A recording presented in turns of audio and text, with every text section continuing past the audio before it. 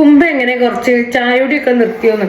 ചായ ഒഴിവാക്കിയിട്ടുള്ള ഒരു കുമ്പ കുറച്ചിലിനും നമ്മൾ റെഡിയല്ല.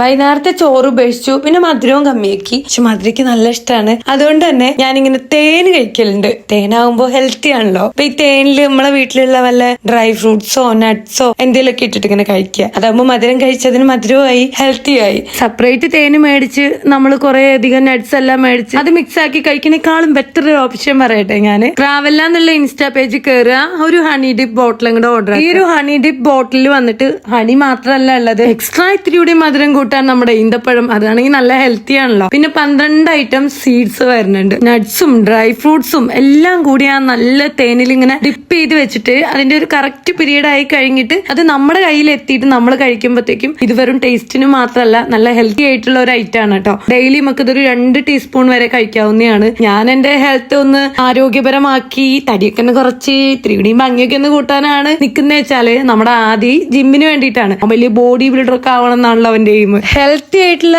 ഡയറ്റ് പ്ലാൻ ഒക്കെ കൊണ്ട് ബോഡി എല്ലാം ബിൽഡ് ചെയ്യാൻ നിൽക്കുന്ന എന്റെ മോന്റെ ഒക്കെ പോലുള്ള എല്ലാവർക്കും യൂസ്ഫുൾ ആയ ഒരു പ്രൊഡക്റ്റ് ആണ് ഈ ഒരു ഐറ്റം. ശരീരഭാരം കൂടില്ല, ദഹന പ്രക്രിയ സൂപ്പറായി നടക്കും, എല്ലാവിധ വിറ്റാമിൻസും നമുക്ക് ഇതിന് കിട്ടുകയും ചെയ്യും. ട്രാവല്ല എന്നുള്ള പേജിൽ ഈ ഒരു ഹണി ഡിപ്പ് ബോട്ടിൽ മാത്രമല്ല വേറെ കുറെ ഐറ്റംസ് ഉണ്ട്. ജസ്റ്റ് കയറി വെക്കൂ.